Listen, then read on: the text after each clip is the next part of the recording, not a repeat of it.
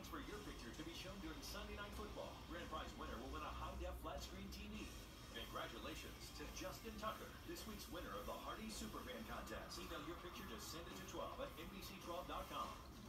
Striking one. Beautiful.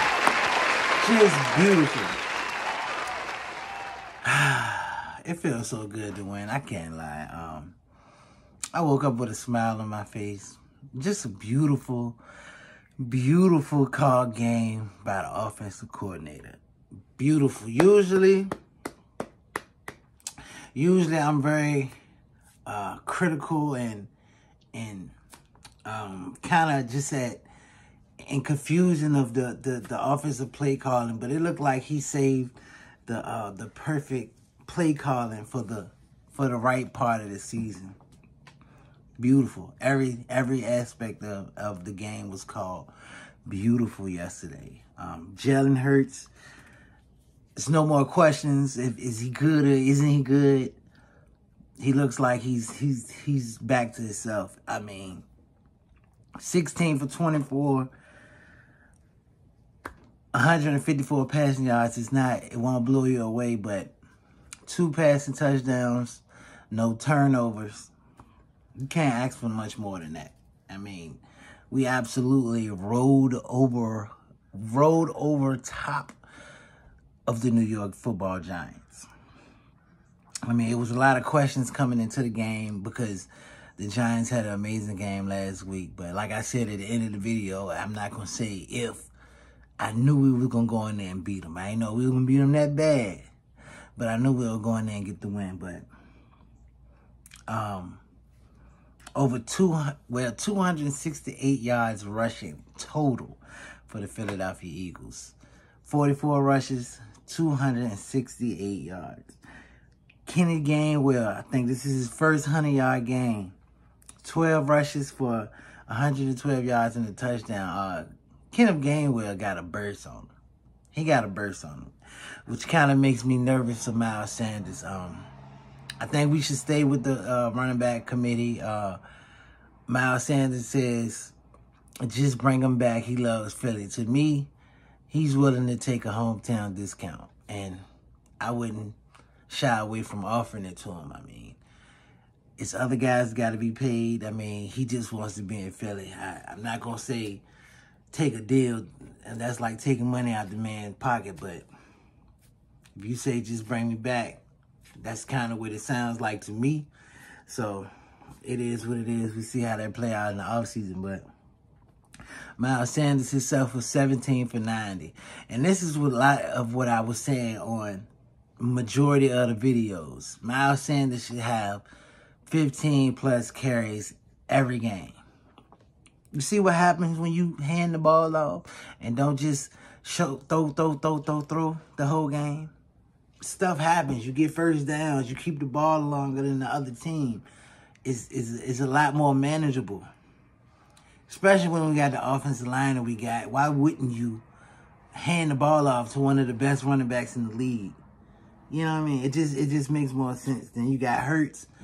Hurts rushed the ball 9 times for 34 yards and a rushing touchdown. This is probably, I forgot how many times they said it, but this is numerous times he's thrown multiple touchdowns and ran one in the same game. So we got Boston Scott with 6 for 32 in the touchdown. You know, they call him the Giant Killer. They had to get him on the board just because the defensive coordinator from New York was talking this week. You know, I mean, he's a nice running back, but I don't think he's a giant killer. So, you know, they had to get him on the board. But receiving, man, I think it was the first, second play of the game? Bombs away to the Heisman Trophy winner. You know what I mean? It seemed like it's too easy. Devontae Smith, 6 for 61 in the touchdown. Dallas Goedert 5 for 58, the touchdown.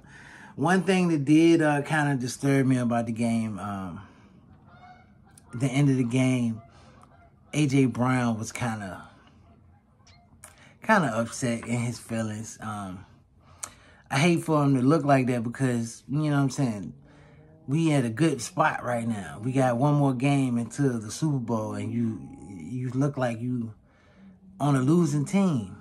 I mean, I understand you wanna get some shine too, but as long as the team win, that's all that shit matters, right? Brown was 3 for 22. I can understand how you know what I'm saying, 22 yards, 3 receptions. I can understand, but you did drop one on your own, so. And then on that bomb that you could have caught in the end zone, you kind of slacked off. If you look at the replay, he's running full speed, slows down, turn around, sees the ball, and then speeds back up.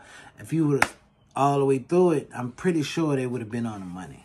I'm pretty sure you would have got that as a touchdown. So, anyway, moving on to the defense. Defense played well. Probably 3 to 4 plays they really gave up. 3 or 4 bad defensive plays. I know Barkley had broke one for about 30, 40 yards. And then it was like a 4th and 16 or 4th and 15, you know, something like that they gave up. But other than that, defense played well. The best line, I get it. I get it.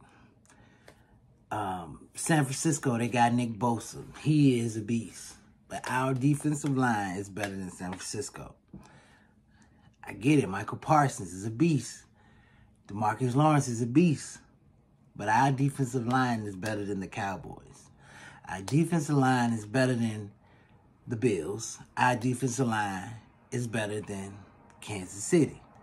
So with that being said, I feel like we got an advantage over all the teams. So at this point, I feel like our defense is better than everybody left in the playoffs. I feel like we can run with the best of them.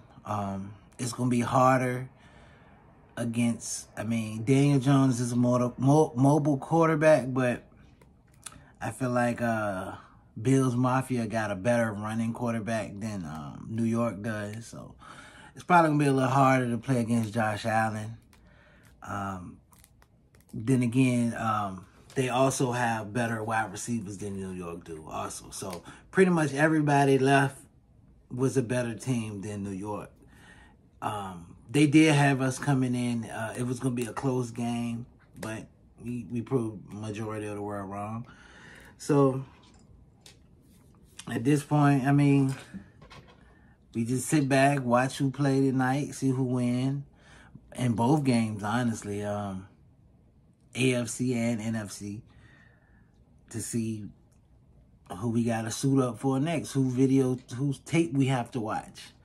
The crazy part, if you notice, exactly 5 years to date was the NFC Championship game when we played the Minnesota Vikings, was also 38-7. That's kind of crazy right there to think about.